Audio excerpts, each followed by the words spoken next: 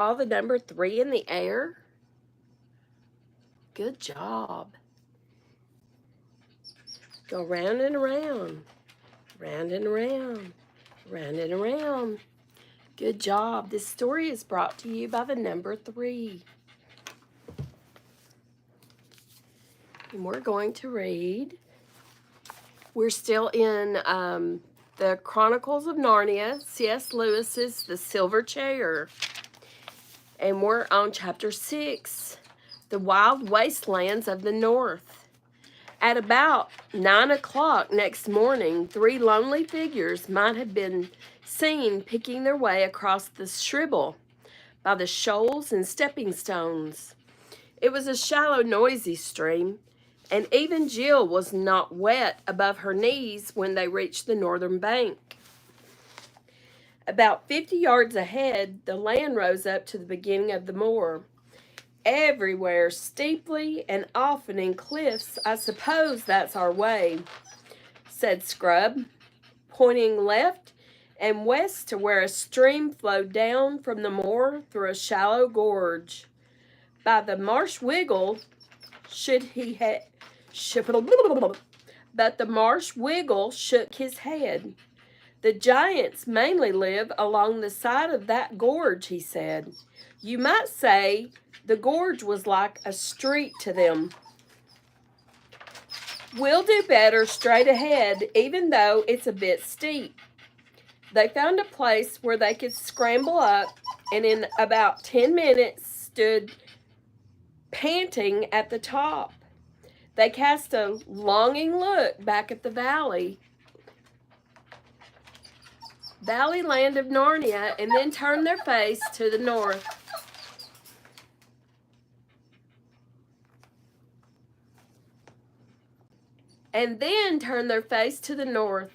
The vast, lonely moor stretched on and up as far as they could see. On their left was rockier ground. Jill thought that must be the edge of the Giant's Gorge, and did not much care about looking in that direction. They set out. It was good, springy ground for walking, and a day of pale winter sunlight. It's been raining here today. We had a little storm come up, and I saw a beautiful rainbow, and now it's starting to get dark. And Baby has torn up the rabbit that I gave him last night, and he's very upset about that, and he's already eaten the biscuit that I gave him, and he is upset because I won't let him run amok right now. And they got deeper into the moor. The loneliness increased. One could hear peewits, shh, baby, and see an occasional hawk. When they halted in the middle of the morning for a rest and a drink in a little hollow by a stream, Jill was beginning to feel that she might enjoy the adventures after all, and said so. We haven't had any yet, said the marsh wiggle. Walks after the first halt, like school mornings after break or railway journeys after changing trains, never go on as they were before. When they set out again, Jill noticed that the rocky edge of the gorge had drawn nearer, and the rocks were less flat, more upright than they had been. In fact, they were like little towers of rock, and that funny shapes they were, and what funny shapes they were. I do believe, thought Jill, that all the stories about giants might have come from those funny rocks. If you were coming along here when it was half dark, you could easily think those piles of rocks were giants. Look at that one now. Got to turn my page. You could almost imagine that the lump on top was a head. It would be rather too big for the body, but it would do well enough for an ugly giant. And all that bushy stuff, I suppose its heather and birds' nests, really would do quite well for hair and beard. And the things sticking out of each side are quite like ears. They'd be horribly big, but then I dare say giants would have big ears, like elephants, and Oh, her blood froze. The thing moved. It was a real giant. There was no mistaking it.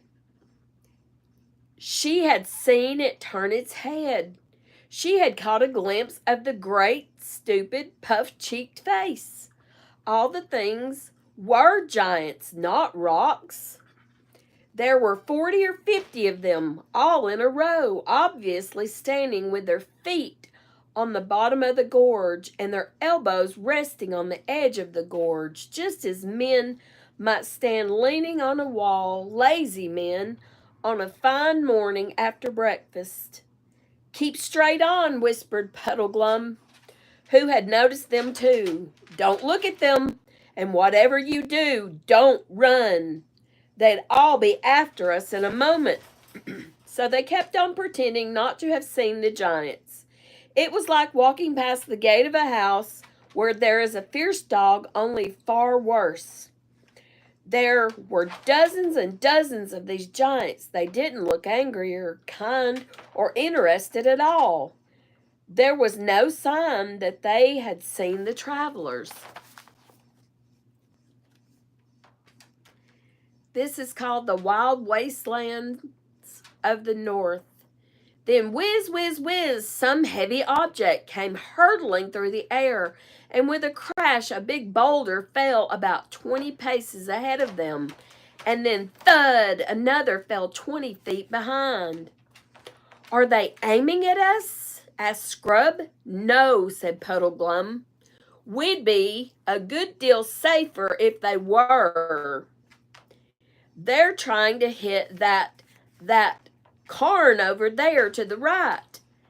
They won't hit it, you know. It's safe enough. They're such very bad shots. They play cockshies most fine mornings about the only game they're clever enough to understand." It was a horrible time. There seemed no end to the line of giants, and they never ceased hurling stones, some of which fell extremely close, quite apart from the real danger. The very sight and sound of their faces and their voices was enough to scare anyone. Jill tried not to look at them. After about 25 minutes, the giants apparently had a quarrel. This put an end to the cockshies. But it is not pleasant to be within a mile of quarreling giants. They stormed and jeered at one another in long, meaningless words, about 20 syllables each. They foamed and gibbered and jumped in their rage, and each jump shook the earth like a bomb.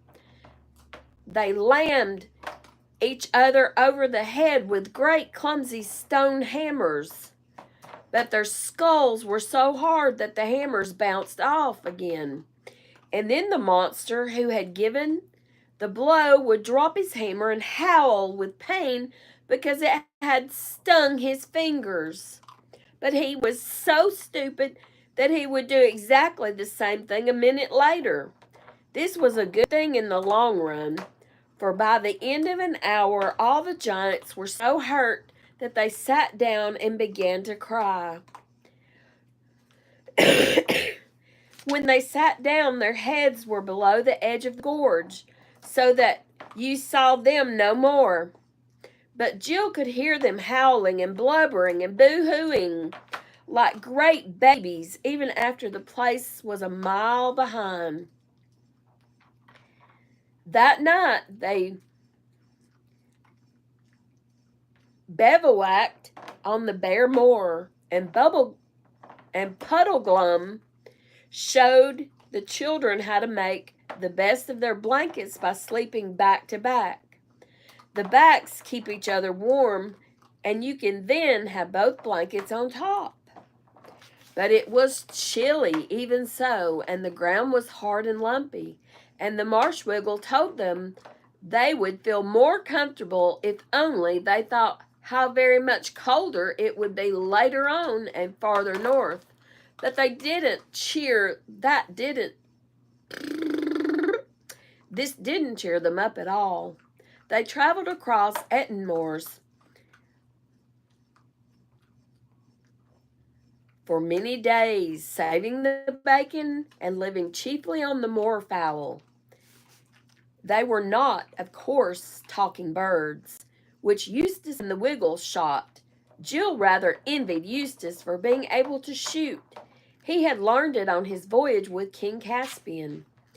As there were countless streams on the moor, there were never short of water.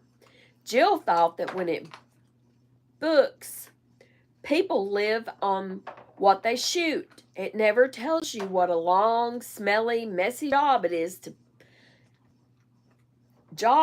plucking and cleaning dead birds, and how cold it makes your fingers. But the great thing was that they met hardly any giants. One giant saw them, but he only roared with laughter and stumped away after his own business. About the 10th day, they reached a place where the country changed. They came to the northern edge of the moor and looked down a long, steep slope into a different and glimmer, not glimmer, but grimmer land. At the bottom of the slope were cliffs. Beyond these, a country of high mountains, dark precipices, stony valleys, ravens, not ravens, but ravines, so deep and narrow that one could not see far into them, and rivers that poured out of echoing gorges to plunge sullenly into black depths. Needless to say, it was Puddleglum who pointed out a sprinkling of snow on the more distant slopes. But there'll be more on the north side of them, I shouldn't wonder, he added. It took them some time to reach the foot of the slope, and when they did, they looked down from the top of the cliffs at a river running below them from west to east. It was walled in by precipices on the far side as well as on their own, and it was green and sunless, full of rapids and waterfalls. The roar of it shook the earth even where they stood. The bright side of it is, said Puddleglum, that if we break our necks getting down the cliff, then we're safe from being drowned in the river. What about that? Said Scrub suddenly, pointing upstream to their left. Then they all looked and saw the last thing they were expecting, a bridge. And what a bridge, too. It was a huge single arch that spanned the gorge from cliff top to cliff top, and the crown of that arch was as high above the cliff tops as the dome of St. Paul's is above the street. Why, it must be a giant's bridge, said Jill. Or a sorcerer's, more likely, said Puddleglum. We've got to look out for enchantments in a place like this. I think it's a trap. I think it'll turn into mist and melt away just when we're out on the middle of it. Oh, for goodness sake, don't be such a wet blanket, said Scrub. Why on earth shouldn't it be a proper bridge? Do you think any of the giants we've seen would have sense to build a thing like this or like that? Said Puddleglum. But mightn't it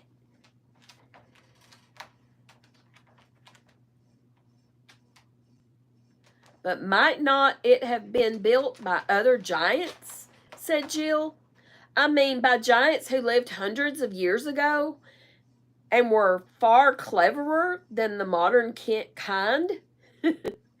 It might have been built by the same ones who built the giant city we're looking for, and that would mean we were on the right track. The old bridge leading to the old city? That's a real brainwave, Pole, said Scrub. It must be that. Come on. So they turned and went to the bridge. And when they reached it, it certainly seemed solid enough. The single stones were as big as those at Stonehenge, and must have been squared by good masons once, though now they were cracked and crumbled. The balustrade had apparently been covered with rich carvings, of which some traces remained. Mouldering faces and forms of giants, minotaurs, squids, centipedes, and dreadful gods. Puddleglum still didn't trust it, but he consented to cross it with the children. The climb up to the crown of the arch was long and heavy. In many places the great stones had dropped out, leaving horrible gaps through which you looked down on the river forming thousands of feet below. We'll get a sip of some water.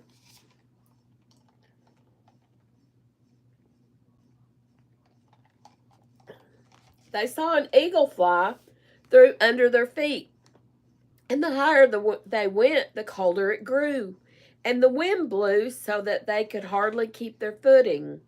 It seemed to shake the bridge. When they reached the top and could look down the farther slope of the bridge, they saw what looked like the remains of an ancient giant road stretching away from them into the heart of the mountains. Many stones of its pavement were missing, and there were wide patches of grass between those that remained, and riding toward them on that ancient road were two people of normal grown-up human size. Keep on, move toward them, said Puddleglum. Anyone you meet in a place like this is as likely as not to be an enemy, but we must not let them think we're afraid. By the time they had stepped off the end of the bridge onto the grass, the two strangers were quite close. One was a knight in complete armor with his visor down. His armor and his horse were black. There was no device on his shield and no banneret on his spear. The other was a lady on a white horse, a horse so lovely that you wanted to kiss its nose and give it a lump of sugar at once. But the lady who rode side saddle and wore a long fluttering dress of dazzling green was lovelier still. "Good day, travelers," she cried out in a voice as sweet as the sweetest bird's song, trilling her R's delightfully. "Some of you are young pilgrims to walk this rough waste." "That's as may be, ma'am," said Puddleglum, very stiffly and on his guard. Excuse me. "We're looking for the ruined city of the giants," said Jill. "The ruined city?" said the lady. "There's a strange place to be seeking. That is a strange place to be seeking. What will you do if you find it?" "We've got to," began Jill, but Puddleglum interrupted, "Begging your pardon, ma'am, but we don't know you or your friend. A silent chap, isn't he? And you don't know us, and we'd as soon not talk to strangers about our business. If you don't mind, shall we have a little rain soon, do you think?" The lady laughed, the richest, most musical laugh you could imagine. "Well, children," she said, "you have a wise, solemn old guide with you. I think none the worse of him for keeping his own counsel, but I'll be free with mine. I have often heard the name of the giantish city ruinous, but never met any who would tell me the way thither. This road leads to the Berg and castle of Harfang, where dwell the gentle giants. They are as mild, civil, prudent, and courteous as those of Ettinsmore, are foolish, fierce, savage, and given to all beastliness. And in Harfang, you may or may not hear tidings of city ruinous, but certainly you shall find good lodgings and merry hosts.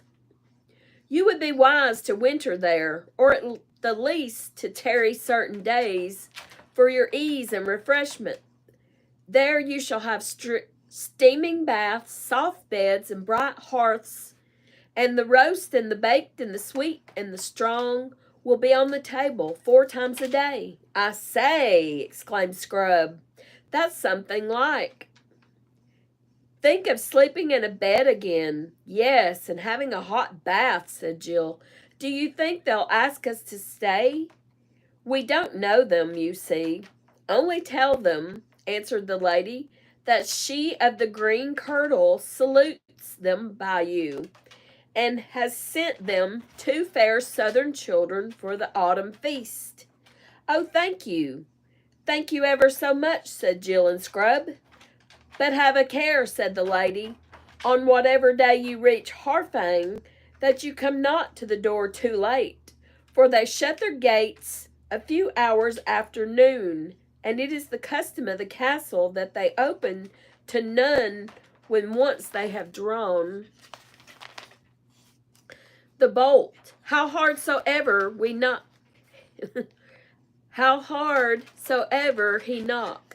The children thanked her again with shining eyes, and the lady waved to them. The Marshwiggle took off his steeple hat and bowed very stiffly. Then the silent knight and the lady started walking their horses up the slope of the bridge with a great clatter of hoofs. Well, said Puddleglum, I'd give a good deal to know where she's coming from and where she's going. Not the sort you expect to meet in the wilds of the giant land, is she? Up to no good, I'll be bound. Oh, rot, said Scrub. I thought she was simply super. And think of hot meals and warm rooms. I do hope Harfang isn't a long way off. Same here, said Jill. And hadn't she a scrumptious dress? And the horse. All the same, said Puddleglum. I wish we knew a bit more about her. I was going to ask her all about herself, said Jill. But how could I, when you wouldn't tell her anything about us? Yes, said Scrub. And why were you so stiff and unpleasant?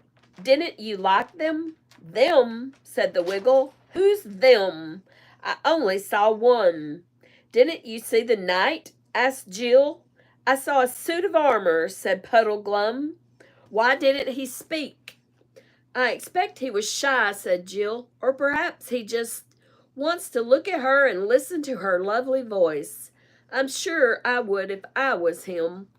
I was wondering, remarked Puddleglum, what you'd really see if you lifted up the visor of that helmet and looked inside. Hang it all, said Scrub. Think of the shape of the armor. What could be inside it except a man? How about a skeleton? Asked the Marshwiggle, with ghastly cheerfulness. Or perhaps, he added as an afterthought, nothing at all. I mean, nothing you could see, someone invisible. Really, Puddleglum? Said Jill with a shudder. You do have the most horrible ideas. How do you think of them all?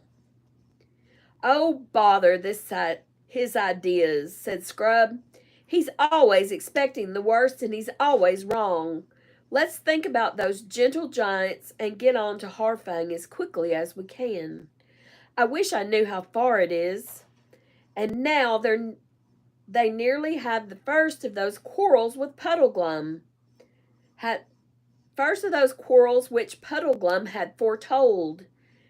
Now that Jill and Scrub hadn't been sparring and snapping at each other a good deal before, but this was the first really serious disagreement, Puddleglum didn't want them to go to Harfang at all. He said that he didn't know what a giant's idea of being gentle might be, and that anyway, Aslan's signs had said nothing about staying with giants, gentle or otherwise. The children, on the other hand, who were sick of wind and rain, and skinny fowl roasted over campfires, and hard, cold earth to sleep on, were absolutely dead set to visit the gentle giants.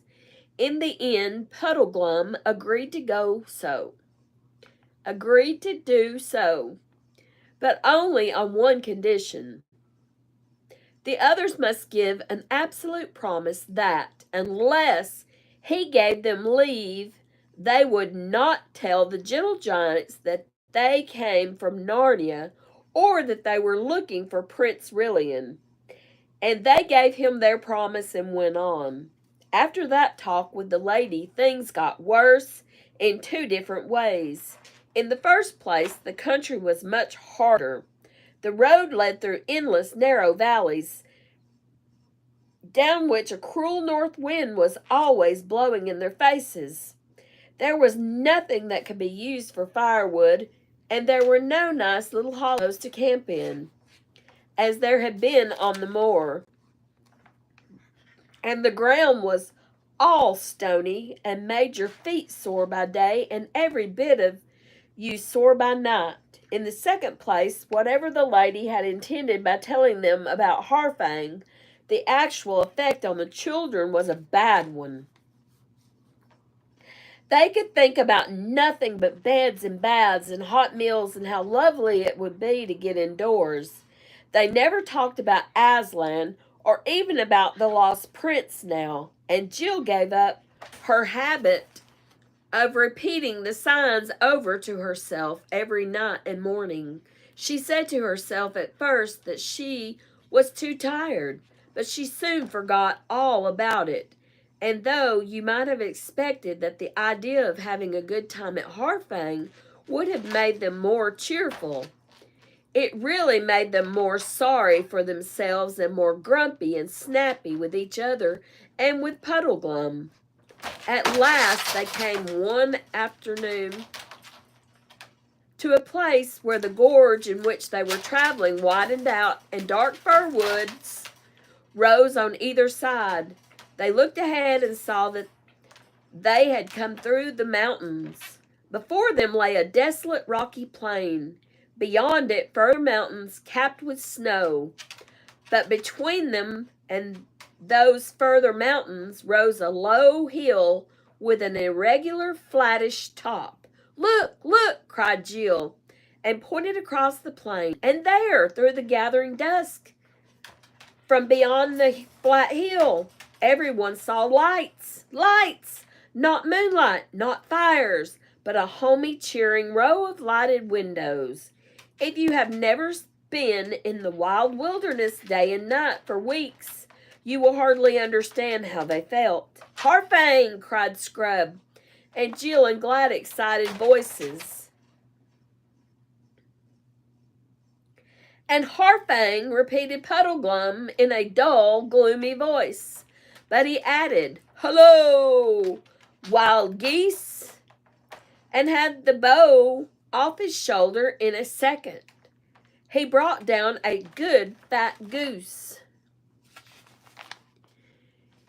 It was far too late to think of reaching Harfang that day. But they had a hot meal and a fire and started the night warmer than they had been for over a week. After the fire had gone out, the night grew bitterly cold, and when they woke next morning, their blankets were stiff with frost. "Never mind," said Jill, stamping her feet. "Hot baths tonight." Excuse me. The next chapter will be The Hills of the Strange Trenches, Chapter 7. We're going to move on to Critter Club, and we'll finish with Class Clown. We're on Chapter 11, Bravo Ellie. The Santa Vista Elementary School auditorium was packed. It was Friday night, the night of the big play, Miss Ladybug Saves Spring. I had to get a sip of water. The show sped by, number by number, and before long the play was almost over. Ellie and her castmates had performed their roles perfectly. Now the red velvet curtain opened one last time for the big finale. Flower dancers twirled around, butterflies fluttered on tiptoe, inchworms inched in time to the music, dancing raindrops swung their legs up and down. Last to come on stage was Ellie, Miss Ladybug. She moved gracefully toward the front of the stage. The airy fabric of her sleeves fluttered behind her. There was something else behind her, too. A little red wagon. Miss Ladybug held its handle and pulled it along. Inside, munching on lettuce, were 3 gray bunnies, Floppy, Fluffy, and Frosty. And their wagon says, "We need loving homes. Call the Critter Club." From the audience came a great big "Aww." Ellie slowly pulled the wagon across the stage. The audience read the sign on the wagon's side. Then Ellie carefully handed the wagon to someone off stage. The finale continued, building until the whole cast was on stage. They lined up in a row, one by one. Each cast member took a bow. Did they take a bow? No, they took a bow. They took a bow. Each one took a bow. The crowd got to its feet, clapping and cheering. As the lead, Ellie was the last to take her bow. The spotlight fell on her. She looked out into the audience. Everyone was there. She saw her mom and dad, Toby and Nana Gloria, cheering. Behind them, Liz, Marion, and Amy waved at Ellie. Liz even whistled. Then, from down in the first row, a figure approached the stage. It was Miss Sullivan. She handed up to Ellie a huge bouquet of red roses. "Bravo, Ellie," she called out. Ellie felt on top of the world. This was her moment.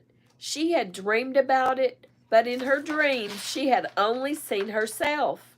The real moment was a million times better, and Ellie realized why. It was because her friends were there to share it with her.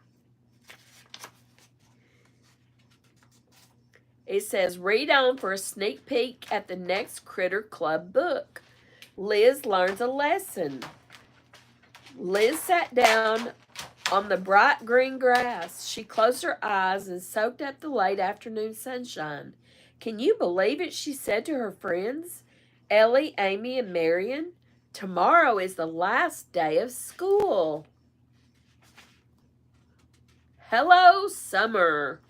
So we'll read the rest of that sneak peek tomorrow. And we're going to move on to Class Clown. Class Clown, Chapter 6, the Cultural Arts Program. One Friday afternoon, the Cultural Arts Committee of the PTA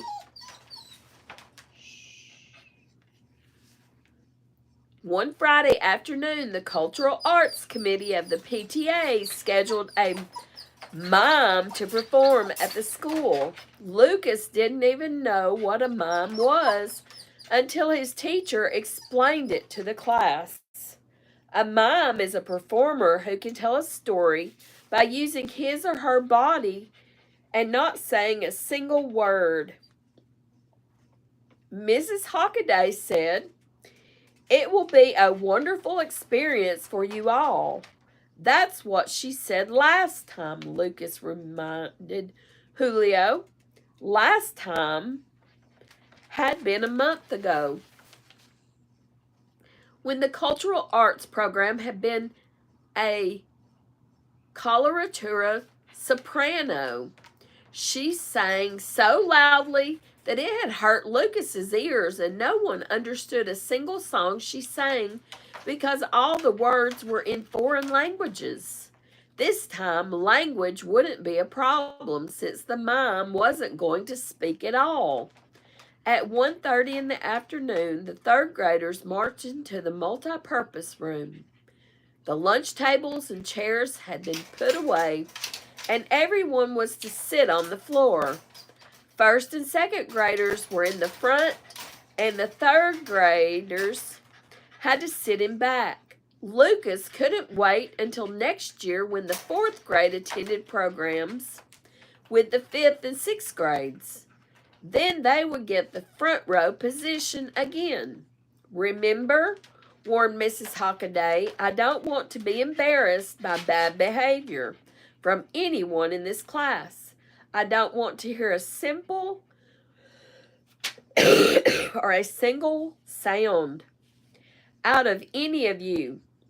There will be a big homework assignment over the weekend for anyone who speaks during the performance. The threat worked. No one said a word as the class shifted about on the floor getting settled for the show. Lucas looked at Mrs. Hockaday sitting on one of the chairs along the side of the room. Teachers never had to sit on the floor. In the back of the room was an empty chair with no one on it. Quietly, Lucas crept onto the chair. Mrs. Hockaday saw him. Instead of calling his name, she snapped her fingers to get his attention, then gestured for him to get off the chair. He hadn't really expected to get away with it, but it didn't hurt to try. Lucas thought as he slid to the floor beside the empty chair. Mr. Herbertson, the principal, came forward and called for attention. He told the students about the wonderful treat that was in store for them. He thanked Mrs. Weiss and Mrs. Corbett of the PTA, and everyone clapped. Someone even whistled, but Mr. Herbertson gave him the evil eye, and the whistling promptly stopped. And now, without further ado, said Mr. Herbertson, Mr. Mime. Lucas wondered what Mr. Mime's real name was. He wondered if he had legally changed his name. He couldn't have been born a mime. Mr. Mime blew up an imaginary balloon. He blew it bigger and bigger. Everyone watched as he soundlessly puffed and puffed into the balloon. Then Mr. Mime tied an imaginary knot and attached a string to the balloon. Then the balloon began to lift Mr. Mime off the ground. That was stupid, thought Lucas. If he blew up the balloon, it would be filled with carbon dioxide, not helium. Carbon dioxide was lighter than air. Didn't this guy know anything?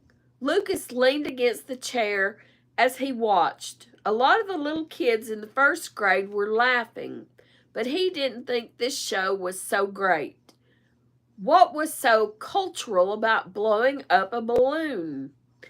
The chair that Lucas was leaning against was made of heavy plastic with a cutout section where the back folded into the seat. Lucas stuck his head through the hole and rested his chin on the chair's seat. It was a neat way to watch the show, he thought. He had his own private chin rest. Suddenly, Lucas felt someone poking him on the shoulder. He turned his head and saw Mr. Herbertson standing over him. The principal didn't say a word, but he gestured, just like the mime, and silently indicated he wanted Lucas to sit up properly. Lucas tried to slide his head out of the hole. But although his head had gone in without any difficulty, it didn't seem to fit through the hole now. It was almost as if his head had blown up like a balloon during the past few minutes. Lucas smiled up at the principal and pretended he didn't notice that he was getting the evil eye. He turned his head again and pressed against the hole. No luck. Mr. Herbertson tugged at Lucas's shoulder. Then he tried pushing Lucas's head through the hole. The principal's fingers pulled Lucas's hair, and it made Lucas want to cry out. Luckily, he remembered Mrs. Hockaday's warning in time. If he ever got his head out of the chair, He didn't want to spend the weekend doing a homework assignment. Lucas noticed that several of his classmates were no longer watching the mime. They were looking at him. He tried to grin at them as if he enjoyed having the chair around his neck. If he could talk, he would have said it was a new style of necklace. Since he had been forbidden to speak, he just kept on grinning. More and more kids were looking at him. Mrs. Hockaday was standing next to him now, too. Without looking up, Lucas could recognize her open-toed shoes and the smell of her perfume. Suddenly, Lucas felt something cold being spread on his neck and face. It had a sweet scent, too. Mrs. Hockaday was putting cold cream on him. Maybe she thought it would act as a lubricant and help free him.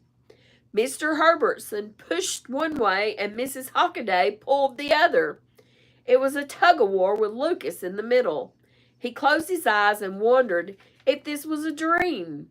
Once he dreamed he was drowning in a sea of lemon meringue.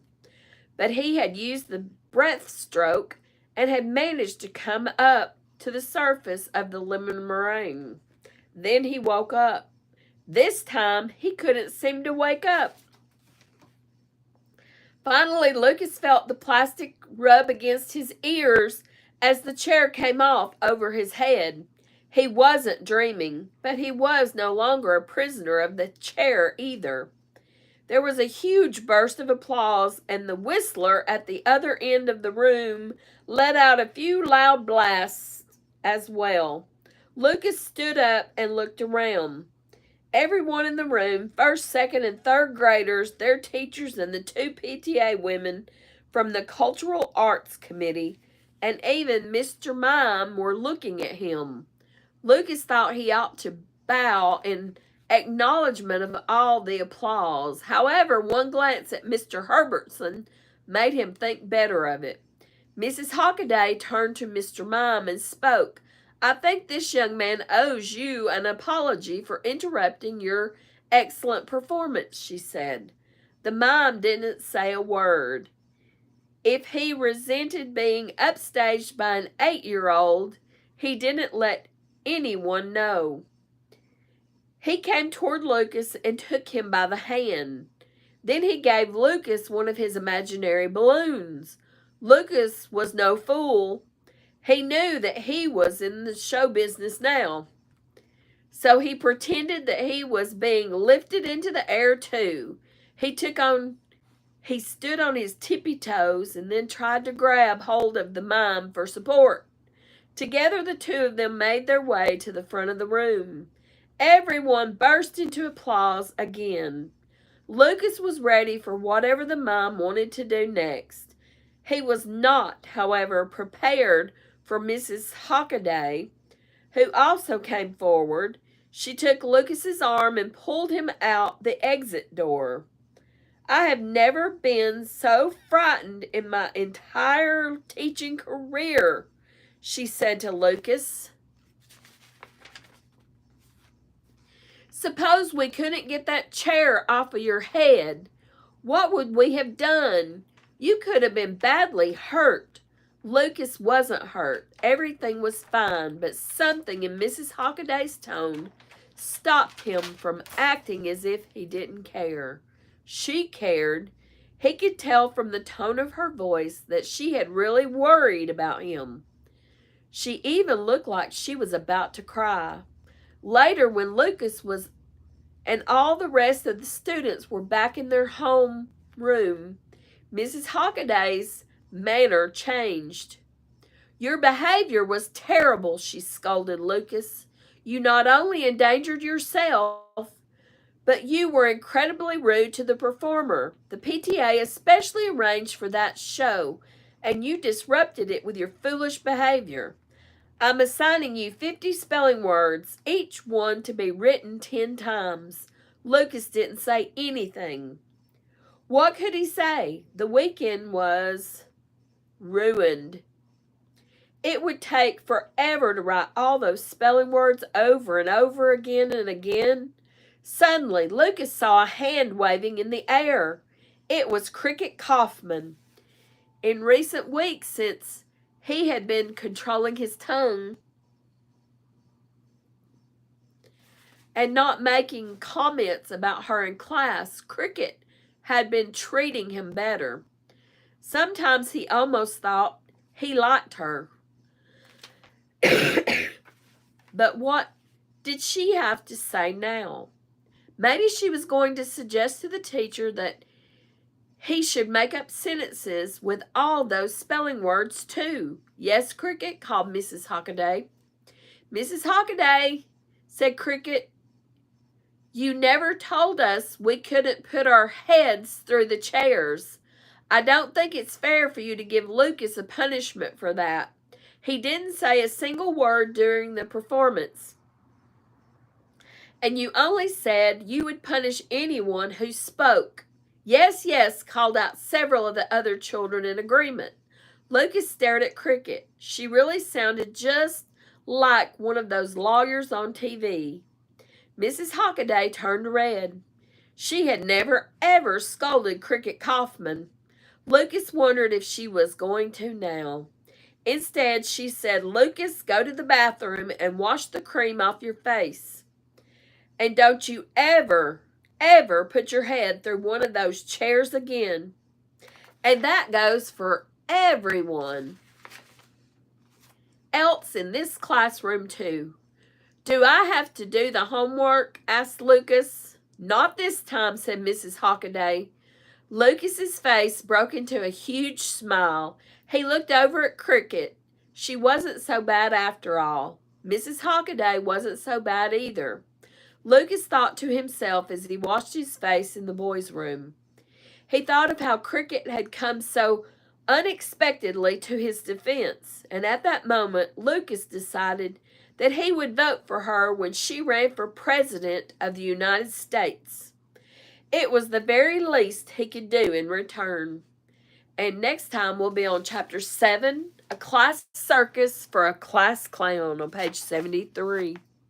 So I look forward to it next time. Remember to read more in 2025 and keep your big, beautiful brains alive.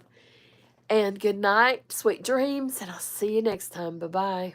You've been at Gina's Planet, and I'm Miss Gina. So glad you were here.